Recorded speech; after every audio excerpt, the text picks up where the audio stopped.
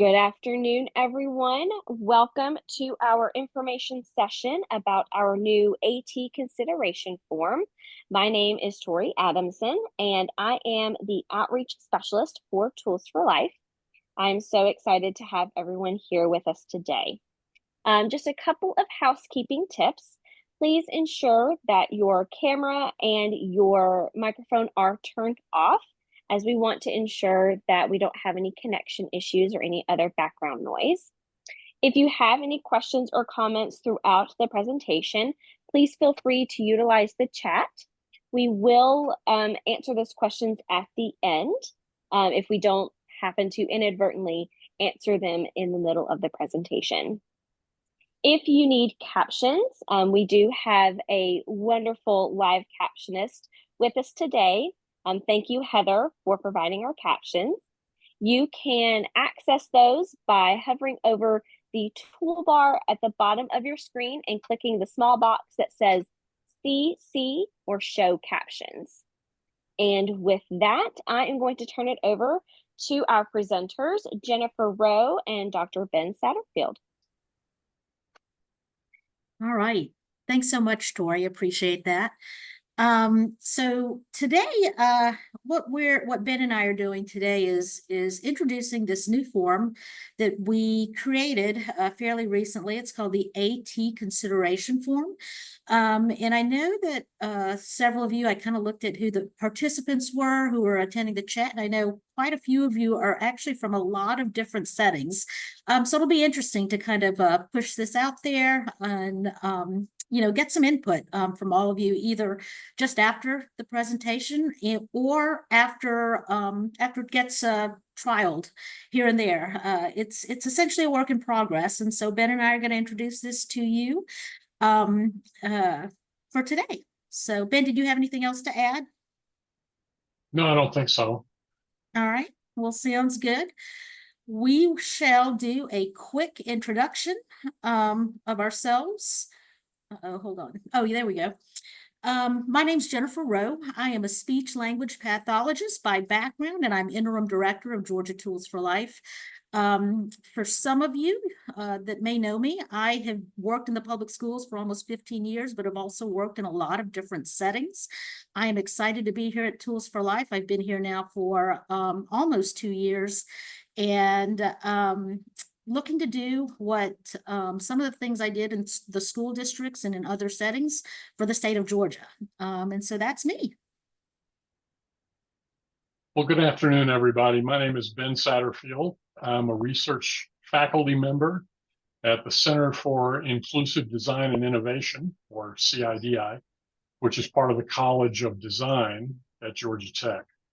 And I get to do work on research questions like, what are the outcomes of using assistive technology? And what is mastery of assistive technology, and how do we measure it? But I also have the honor of working with the team at Georgia Tools for Life. And these two roles have been a lot of fun personally. The people here are very creative, and they are passionate about the work that they do in finding ways to that assistive technology can help people with disabilities. And it's just been a very exciting place to work. And, I've been in this field since 1983. So back when the concept of assistive technology was just emerging. So getting to work with this team and to be part of the work that they're doing with is very gratifying and gives me a great sense of fulfillment. Okay, so let's go on to the next slide, and let's talk a little bit about assistive technology.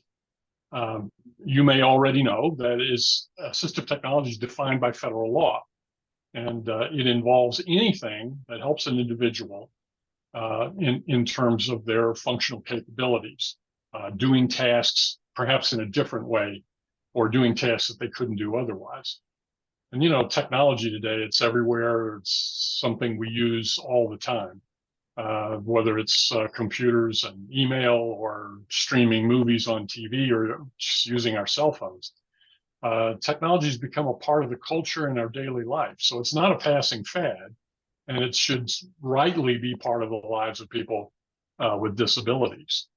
And assistive technology is able to help some of those folks do things they just couldn't do at all before, and to help them participate in activities that were formerly not available to them. And it's important for us to understand how assistive technology is kind of a doorway to activities in the community, the ability to control one's environment, to access information, to communicate with friends and caregivers, to express your wants and the things you don't want. So it's important for assistive technology and how it can assist people in terms of participation in the world around them. You know, and as we look at assistive technology, we find that there's a range of AT, from low tech to mid tech to high tech. And not everything is expensive, and not everything is complicated. But the goal of assistive technology is to increase the functional capability of the individual so that they can complete tasks and activities or activities of daily living as independently as possible. If we can go to the next slide. We also see that the federal definition of assistive technology includes services. It includes things like evaluations or the coordination of services for educational programs, training, and then the whole process of selection. You know, picking out an item, finding information about it, maybe doing a loan or a demonstration to see if you like it before you buy it. There's technical assistance that's involved, and maintenance and repair. And why are these important? Well, if we were all in a big room together, someone could roll a piano down to the front of the room, and you could say, Ben, would you regale us with a selection from Chopin? And I would have to politely say, well, no, I can't do that. I've never played the piano before in my life. But if somebody sat down with me during our meeting and showed me how to work with the piano just a little bit, you know, by the end of that hour, maybe I could play chopsticks. And then maybe if somebody worked with me for a while every day and modeled for me how the keys worked and how the chords were produced and how I should hold my hands or my fingers to be able to practice the chords, and then let me practice and gave me feedback and you know, some critique, then maybe a year from now we might be able to get back together and I could perhaps do a modest recital. So the point is, just putting a device in front of somebody is not going to get them to be proficient.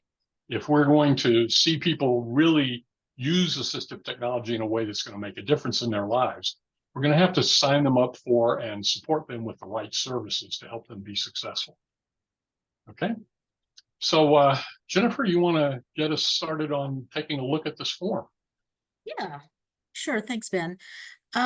So as I mentioned earlier when we first started, we're going to talk about a new form that we've developed, and it's simply called the AT consideration form.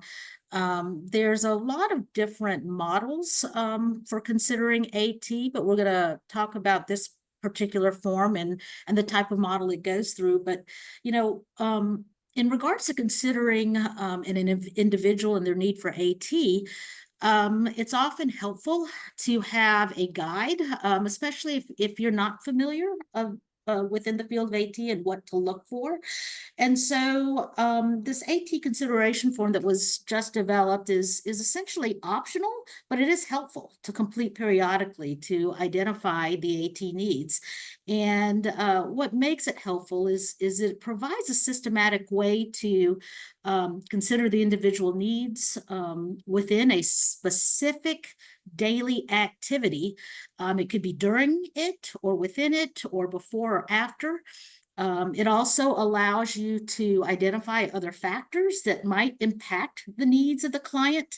And then it also will guide you to think of other ideas or thoughts that might allow you to determine some potential assistive technology tools, devices, or services, either to increase or maintain an individual's independence.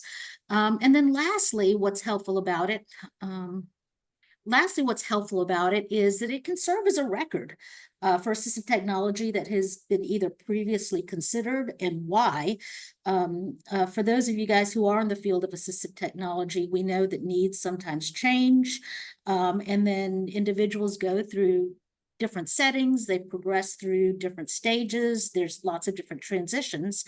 And if there's a record of why AT was recommended, and it really allows you to take a look at what the current needs are now and see if there are any potential modifications or adaptations that are needed for the individual to maintain their independence.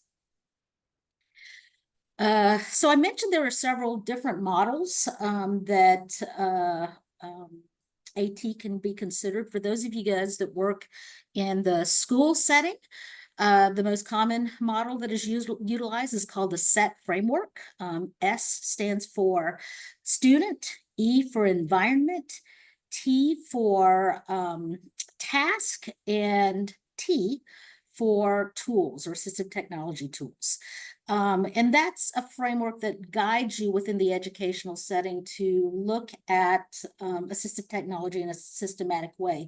For the purposes of this form, they're both very similar, but we've followed a model called the HAT model, and essentially it looks at several different areas, and one is the human, or characteristics, preferences, what do they want, what do they need, whether there are specific abilities or needs. Then it takes a look at the environment, and within the environment, then it looks at the activity, and specifically the environment and the specific task or the activity of daily living within that environment. And lastly, it does pose some questions to help you think about what types of features might be needed so that you could consider various assistive technology tools or strategies. And if you think about it, there's never usually one straight answer for assistive technology. All of these factors interplay and impact each other. And so it's helpful. And I'm not sure why the slides keep changing. So sorry for that distraction, but it's helpful to kind of think about these in a systematic way so that it could guide you to determine what is the most appropriate tool to try first. And then lastly, it allows you to specify based on what you discussed. And usually it's great to discuss these details within a team of 2 or 3 people who know the individual really well. It allows you to write down what you feel specifically was required based on the discussion about the human, the activity, which includes the environment and the specific task, and then what types of features were considered overall. And so, so after this, then we're going to actually talk a little bit about what the specific form looks like. And so, as you can see, the form is really only 2 pages. You'll see on this screen, there are three pages, the first page and the second page, and the last page is an overview of how to complete the form. And so it's a very simple visual guide that allows really anyone to complete it. And it asks the individual completing it or the group of individuals completing it certain questions specific to what was discussed about the HAT within the HAT model. So, again, a very simple form. What we found, or what we found is that oftentimes the assistive technology professionals kind of go through this in their head automatically. They're just familiar with assistive technology and what features are needed for some specific impairments. But for lay people, individuals who are not familiar with assistive technology, this can be a helpful guide. Ben and I have also thought that, if you are an assistive technology professional, we all know that time is of the essence in helping individuals with disabilities. And sometimes it's helpful to have people think about these ideas prior to actually having a discussion with an assistive technology professional. So this could be potentially used by a family member who is seeking assistance for assistive technology. So again, it's 2 pages with another page that kind of provides a brief overview and the general steps of how to complete the form. And so I'll hand it over to Ben to start talking about the form. Okay, so just to follow along on that thought that Jennifer was just making, there are a lot of folks who, as their family members age and as the population of people with disabilities continues to grow in our country, there are more people who are being thrust into the position of being a care provider. And it's a lot. And many of them are, like I said, family members, so they're not paid, they're not professional. And sometimes they just need some help in terms of knowing the right questions to ask. And so I feel like that's what this tool really brings them in terms of giving them a comfort level. I mean, after all, they know the individual, perhaps best of all. And of course, the individual can help frame some of these questions to the degree they can communicate about it. So we want their input as well.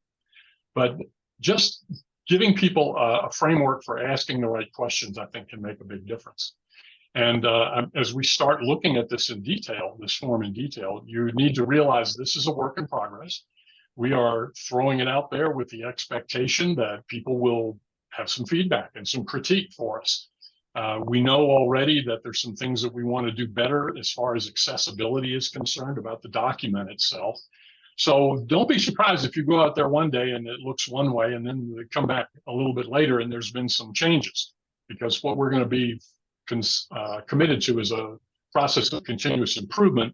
And we certainly want to hear from you as you use this tool.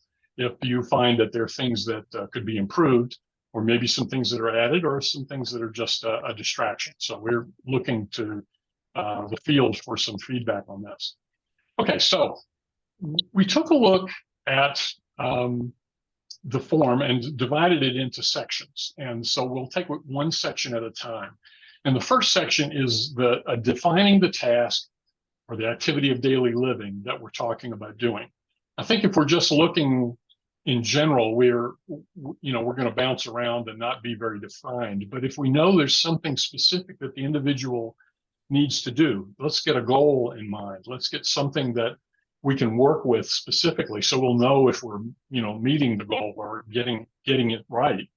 So we want to ask the question right up front: what's the task? What activity of daily living or whatever do we want help from assistive technology on?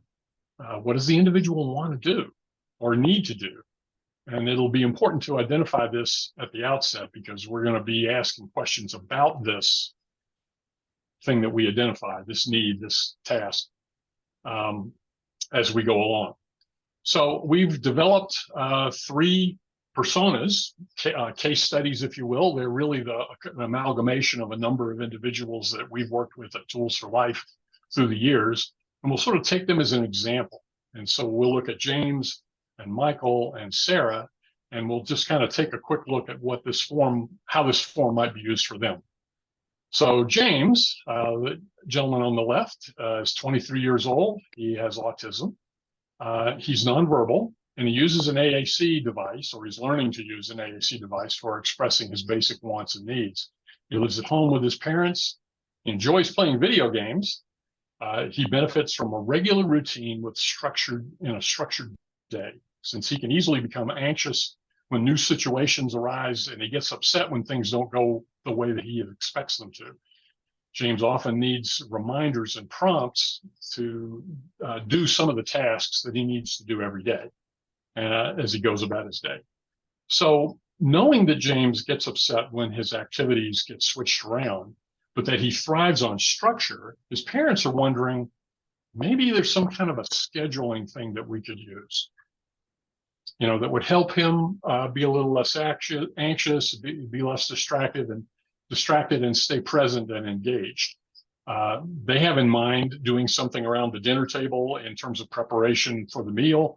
They want to have a schedule so that he can take part in setting the table, getting the drinks, helping the family get prepared for the dinner. And because he's such a visual kid, they're wondering, is there something out there like a visual schedule that might be useful for him?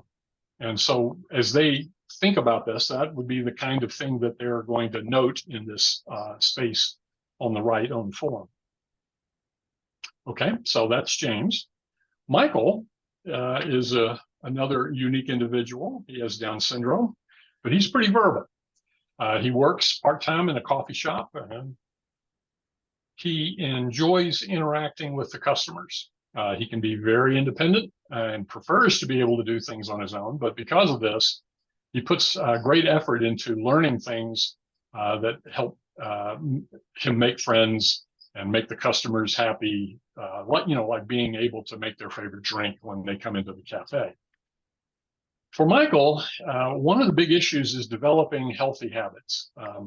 He doesn't have a good sense of the passing of time, and he gets bored or forgets sometimes what he's doing and will stop after starting a task for even a few seconds. His parents have been told by the dentist that he really needs to brush his teeth more carefully, and they're looking for some way that they can help him stay on task for the full 2 minutes that he needs to brush his teeth. So you see what we're doing here. We're getting down to some very specific tasks. We're trying to define them. And Mom and Dad are just asking, for Michael's sake, can we find a timer, something that will keep him or let him know when his 2 minutes are up so that he can stay on task for the full time? Okay. And we're going to go on to more questions in just a minute, but let's hear about Sarah. And what. And Sarah, the young woman on the right, she has cerebral palsy and she's working. She is verbal, but even though she's verbal, she uses an AAC device to help her communicate with those folks who are unfamiliar with her speech or when she's tired. She does work as an in-house courier, delivering documents to her company's different departments. And the company is in a 6th-floor office building. And so she navigates the elevator going up and down as a courier. And then she also tracks the supply inventory for each department. Sarah's story is she's received a new AAC device through Medicaid as durable medical equipment. And though she lives with her parents, she's a candidate for supported independent living. But one of the things her parents is concerned about is her communication abilities, specifically when she's tired or frustrated. And so they're wondering, how can we make sure the AAC device is available to her at all times? They note that she often forgets to charge her own AAC device after work. And, since she lives with her parents, she doesn't really find it that much of a priority because her parents understand her speech. And so her parents are looking to further support her to the move to independent living, but they're concerned about her speech patterns. And so that's their concerns for Sarah. And especially they'd like to start off with helping her communicate when she's out of work, for the day and during dinner, because she loves speaking with family friends. However, at home, when she doesn't have her AAC device available to her, her parents find that they're often translating for Sarah when she wants to communicate with family friends. Okay, so the second section of the form has to do with the individual, the human, from the HAT model. So we're going to be doing some observation about the individual and maybe a little task analysis as we look at the tasks we have in front of them. What are the strengths? What are the abilities that the individual brings to this situation? And how do the impairments that they have impact their ability to complete the task? How does the functional concern that we've identified limit the individual in completing this particular task or activities? What's the individual technical ability of the individual? Can they use high tech? Or would they be well served by something low or mid tech? And specifically, what does the individual need to do to be successful and to be more independent? Breaking down the task, where are things most challenging for the individual? At what point in the set of things that one needs to do. And when they do this task, are they having the most difficulty? And then we can talk about how we bolster that situation. For James, he gets upset, like we said, when activities get switched around on him, and he thrives on structure.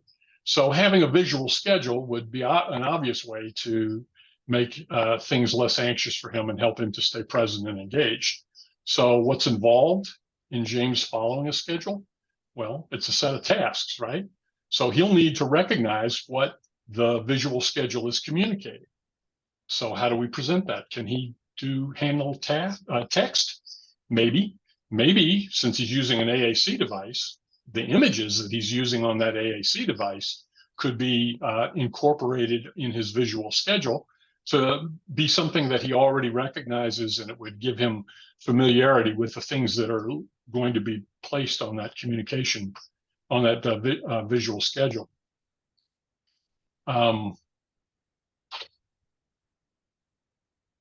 So for Michael, we're talking about some sort of a timer. The strengths, we want to look at the strengths he has. We probably need to analyze whether his brushing technique is sufficient. I mean, clearly staying on task is an issue, but when he's on task, is he getting the job done? So does he have a good sense? If he doesn't have a good sense of passing of time, what can we do, to help him develop that? And will a stop-start timer work for him?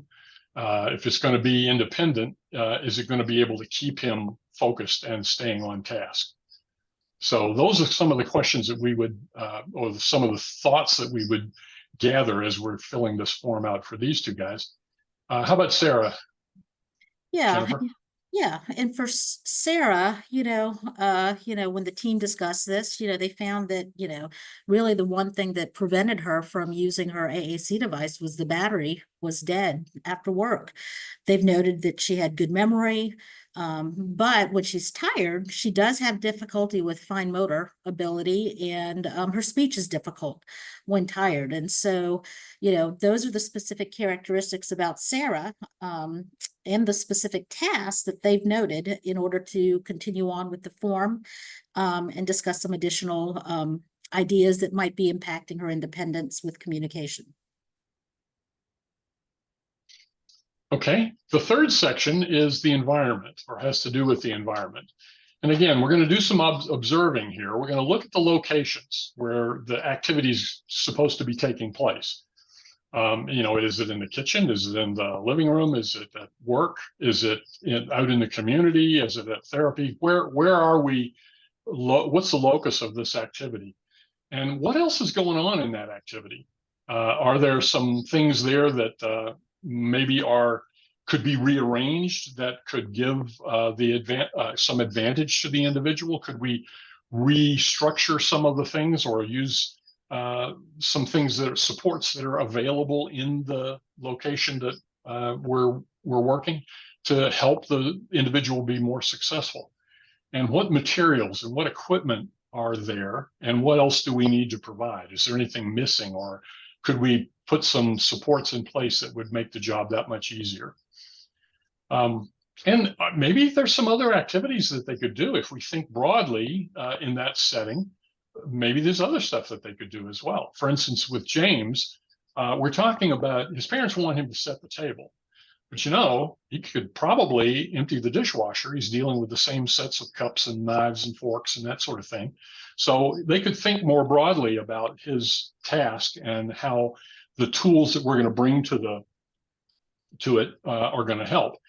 Now, we have to ask some questions. The arrangement, if they're in the kitchen, or is he going to do this in the dining room as far as setting the table? Can he get to the plates and the silverware? I mean, is it in a place where he can get to it? And perhaps maybe we need to use some trays or some forms with the outlines, like a placemat initially that shows where the knife and the fork and the spoon go and things like that. If that's helping him to get the task down pat, we might want to provide some of those things as we get started. Some concerns in the environment. What's the proximity to sharp knives and other things that might be dangerous, too close to a burner in the kitchen, for instance? What are some of the distractions, like the cookie jar in the corner? What are the things that that we need to be mindful of as he goes to work on this task? Michael, he's working in the bathroom. So what are the distractions there? I mean, he's a buff young man. He's looking in the is looking at himself going to be a distraction, or is it some things that we could do differently in terms of getting his attention so that he doesn't become bored, but he also stays on task as we go through the task of work. Yeah, and for Sarah, when the team met to discuss this, she's pretty proficient with her AAC device. The main thing that they found in particular is that when she gets home, because her parents understand her speech, that her AAC device stays in her backpack. And so it never comes out. And it doesn't come out until bedtime. And then the parents wind up charging the device for her. They also noted that there's not a regular location in the house where the AAC device sits. And so there's not a visual cue, one, to have the device out, but also to be able to charge it, a good location to charge. Okay, so section 4 of the form talks about the task or the activity and some of the characteristics about that.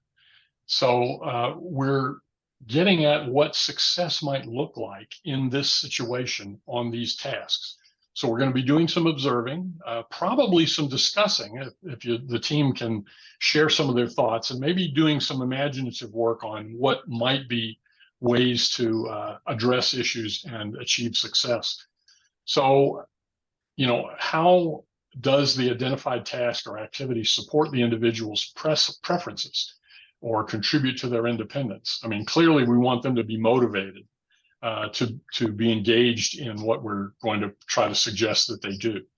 And what are the other steps that might be considered in order to complete the activity? Are there some things we need to get ready before we attempt to address this task, or that need to be thought of while the task is going on? How familiar or successful has the individual been in some similar kind of activity in the past? So we may want to describe what some of the challenges they faced might involve. What are the supports or the tools that they use now, or maybe tried in the past? We want to see what the technology has contributed and why it was successful or not, so we don't repeat some of the same territory. A lot of times people had a tool back in the day when they were in school, but they haven't used it or they haven't had access to it. So it might be nice to know where they left off and what they were doing the last time they had a system or a device. How might the AT support the individual's active participation without additional modifications or strategies? There may be some things that we need to add to the device. Having the device, like we said, could be a key element, but there may be some other things that we need to do to make sure that they're going to be successful. And in general, this is all aiming at, what does success look like? I mean, how will we know we're being successful when we put all these questions together and inaugurate the use of the AT? So preparing James setting the table, we might think in terms of some visual supports for doing the task well, like I was talking about, like placemats that have the knife and the fork and the spoon, and we'd extinguish that after a while once he figured it out, but that might be able to help him do the task that is one of the several tasks in terms of working in the kitchen with his parents. Or we might modify the task by arranging the drawers or the cupboards in such a way that he can actually get at the things that he needs to get. He's not trying to reach too far or he has difficulty handling it. So those are things that we might think about in terms of working with James. With Michael, I think one of the keys is going to be tapping his motivation to be independent. I mean, he prides himself on that, but is he really being successful? And we want to try to help him. There may be thinking about an electric rotary toothbrush or something, and instead of just a manual brush, might be significantly different enough for him so that it's a little extra motivation. And so he might want to spend a little more time because that using that toothbrush might be something that's kind of fun. So that's Michael. How about Sarah? For Sarah, I think the slide had changed when I was looking over at something. But for Sarah, in regards to the task and the activity characteristics, you know, after their discussion, the team's discussion, it was they found that she's not really aware of how to charge. It's not something that she's ever done before. She didn't know really about the battery or how to monitor it. And they also noticed that her fine motor ability impacts her ability to actually charge the device. The ports are small, and the cables require significant fine motor skills. So they're wondering, gosh, you know, she needs to learn these things, and that's what they're kind of looking at right now. And what can they potentially accommodate within that task or activity to help her with charging her AAC device? Cool. All right, we're getting down the home stretch here now. Where section 5 is talking about the AT tools and strategies involved in perhaps using those. So we're looking at tools. We're looking at perhaps modifications to existing in the environment and so forth, and strategies that ought to be considered with them. We're looking at the features of the assistive technology. What does it get us to have this device versus that device, and distinguish between what the devices can bring to the table. Again, we need to make sure that the AT considers or reflects on or references the complements, I should say, the needs and the preferences of the individual. Is the tool that we're thinking about getting, is it oriented toward this task? Is it personalized to the individual? And are the features really a good match for the individual's abilities? There may be some things that are too much to learn or maybe too challenging right now. So we may need to think about either another tool or maybe introducing the tool over time. And this is where things like cognitive load come in. We have to think about what we're asking the individual to do. So we're doing a little task analysis here in terms of, okay, we give this kid this tool, how are they going to, or this adult this tool, how are they going to implement it? What do they understand how to use it at this point? And what do they need to be able to be really successful with it? Are there some other factors we need to be thinking about that are considered for long-term use or for regular use? Like Jennifer was just saying, Sarah, charging and setup and stuff like that is pretty central to her ability to use that. So is there training that's involved? Does the training need to be for the individual, or does the training also need to reach the care providers? It may be the family, it may be the people who take Michael or James out into the community, the guy who drives Michael back and forth to the coffee shop.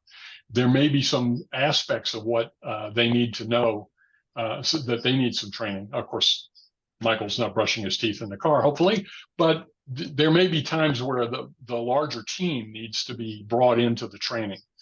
So, you know, in this case, I think there are some transitions for James in terms of moving from the items that are on his visual support tool. That schedule assumes that he understands what the tasks are, but then the transition between them is another thing that hasn't really been addressed. So it may be that that's something else the team needs to think about as they're looking at implementing that particular tool. And I think I've already mentioned that for Michael, it's about, you know, learning to manage time or to understand the length of time. And, you know, when we look at the tool, we want to say, is it simple enough, straightforward enough that he can do it? He can start it, he can set the amount of time, and he can know when it's, you know, when it's reached the end of that time. And again, that's going to factor in issues like boredom and distractions and so forth. So that these are all things the team is going to wrestle with in section 5. Yeah, and for Sarah, you know, what the team particularly found, you know, after going through this consideration form, is that Sarah needs, some specific training, learning about how to monitor and charge the battery. And then also, some specialized support to really take a look at her motor ability in regards to facilitating her independence as much as possible for charging her AAC device on her own, especially if the goal is to get her to move to independent living or supported independent living. All right, so the final section is the AT recommendations, and maybe if there are any specific factors to remind ourselves of, sort of a summary of what we've discussed here. So what are the tools that the group thinks should be recommended, or strategies or modifications that go with those? And the second question has to do with, do we want to do a trial? Do we want to borrow or the device or the tool that we're thinking about and see if it works? Try it before we buy it, so to speak. Or do we just need a demonstration? Do we just need to go in someplace and have our hands on it and say, can Michael do this? Or does this look like it's going to work for James? And get the input from the individual as well. And the good thing is that there's an organization in the state of Georgia, Georgia Tools for Life, that does that very thing in terms of providing demonstrations and trial opportunities for people who are looking at technology after they've had a chance to make these thoughts come together. Then certainly that's one way that you can take advantage of the fact that this is available to you. You want to collect the information about the potential provider, their contact information, the funding source, and perhaps the cost. And then it's useful to have a list of the people who participated in this conversation, because we may go back later and want to say, ask them for some clarification, that sort of thing. So for James and Michael, and perhaps for Sarah too, there may be a visit to Tools for Life in the future, for them to go and get a chance to see the timer, or to see a visual schedule, get some ideas about the nuances of features that different versions provide, and then have an opportunity maybe to take one home with them and try it and see if it actually meets their needs. Okay. So I think we can go to the next slide. Yeah. And the last piece of the AT consideration form really is just an overview and it actually clues whoever's completing it, the members of the team, specific things to look at that gives them ideas to think about as they were going through the different sections. Essentially, it walks them through for those who would like a more in a reading format in regards to what to do. And then again, it allows you to think about which sources could be a program that could provide a loan or even a demonstration, potential training, and then information about financing. Or if there are other programs in the state that provide AT reuse services for devices or tools that are no longer needed by the original individual that it was intended for. So a place that accepts donations of AT. Okay, so where do you go to find this assistive technology consideration form? Well, it's going to be available through the brand new CIDI Georgia Tools for Life website. And the link to get to this, so I'm just alluding to the fact that we've just had a changeover in terms of the nature of our website. So you'll probably want to spend some time just kind of checking out the new pages and see what the website has to offer. But you go to https://gatfl.gatech.edu, and that's the basic website URL. But then /resources will put you on the page where this consideration form will live, as well as this training, a recording of it, and some other documentation that you may want to use. But you'd be welcome to download it and put it into use in your practice or in your situation. Again, we would welcome the kinds of feedback and critique and opportunity to discuss with you what you found when you tried to use it. Okay. So then let's close with a few check-in questions just to see what we've learned here. So can you think in your own mind what the goal of assistive technology is? Give you a second to sort of organize your thoughts about that. The goal of assistive technology is to increase the functional capability of the individual to complete a task, an activity, or an activity of daily living as independently as possible. Okay, the second question, as per the HAAT model, factors in what 3 areas should be identified when considering specific assistive technology that matches the individual's needs. And it's just basically taking the acronym HAT and spelling it out. It's the human, the individual, the activity, and we're looking at the task and the environment and so forth, and then the assistive technology. So we look at the person, we look at their strengths and so forth, we look at the task and the activity, what we're looking to do, and then we talk about assistive technology. We don't start by going over to the closet and say, oh, let's see what I've got here, and pulling something out that we hope might or might not be helpful. And so the third question is really for you to think and ponder as we leave this session. And that has to do with, can you identify at least one specific task or an activity of daily living for which assistive technology might be helpful for somebody you work with? And just getting into the thought process of looking at using this form. Can you think of, for somebody that you work with, identifying a specific task that we could address directly and use this form? So we'd love to get your feedback on this session. We have a SurveyMonkey that you can, I think that's going to be added into the chat, so you can click on it and be able to go and answer some questions. We'd love to get your feedback on this survey and what you'd like to see in the future. And I think that's the end of it. Jennifer, ready for some questions?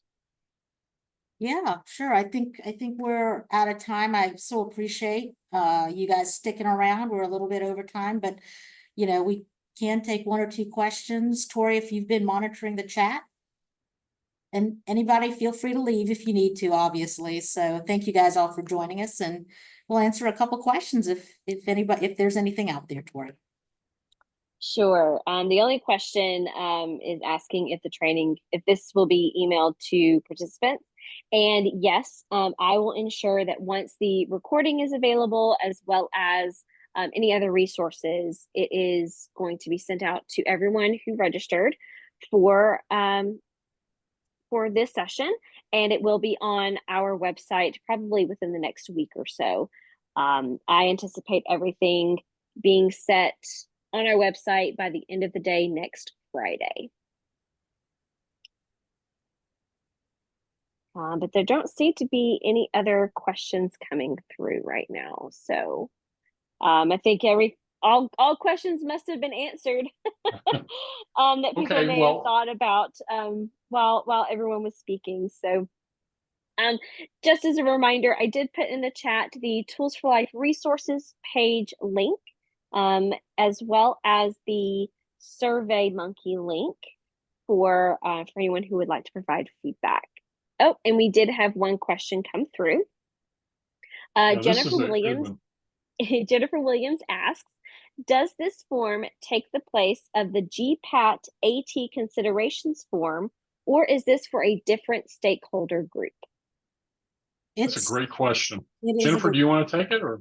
Yeah, sure, I will. That's a good question. It does not take any form, take place of any form. Really, it's just another tool out there to be available. We wanted something that was easy to complete for lay people, really. As we've been working with folks in Georgia, at Tools for Life, we found that there just wasn't an easy to follow framework in a very compact format, and that's what this is for.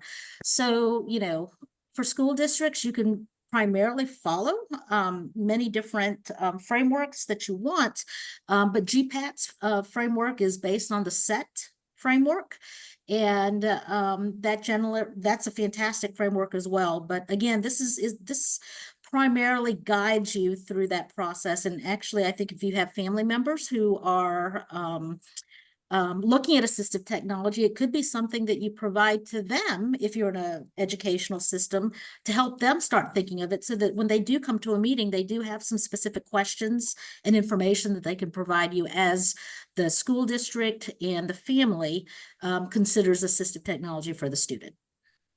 Hope that answers your question. Okay, we've got one more that came in, and Julie Bell asks, what is the status of the Medicaid waiver AT services possibility with DBHDD? Very good question. Our understanding is that DBHDD is pretty much ready to go. They are in the process of what they call standing up this waiver set of services. I wouldn't be surprised to see it going live pretty soon. It's already part of the DCH handbook and the provider manuals, so it's there. It's just a question of getting started, and a lot of that is going to have to do with training and getting information to the support coordinators to help them understand their role in getting it started, because they're going to be taking the lead in terms of within the DBHDD system, bringing the requests to bear. And we have shared this tool that we're talking about today with DBHDD. So hopefully that's one of the tools in the tool belt of these support coordinators that they'll be able to, I mean, clearly not many of them are probably former AT experts. So a tool like this might be a real useful thing in terms of getting that started. And Julie says that she is a support coordinator, so this is great news. Very cool. And Leslie Holland had a comment, and she said that she is looking forward to using this with older adult clients. She thinks it will help avoid AT non-compliance with this group. You're here. Fantastic. And with that, I think that is all of the questions and comments. We are at 3:53. So I think we had initially thought this was going to be about 45 minutes. But of course, there's a lot of information to fit in. And we're just so excited to have the turnout today. Again, if you would like, please visit the SurveyMonkey link for our feedback survey. And then, of course, visiting our Tools for Life website. And with that, if there's nothing else, Ben and Jennifer, we can close it out. Thank you. Thanks. Good job, Tori. Appreciate it. Thank you. Thank you, everyone.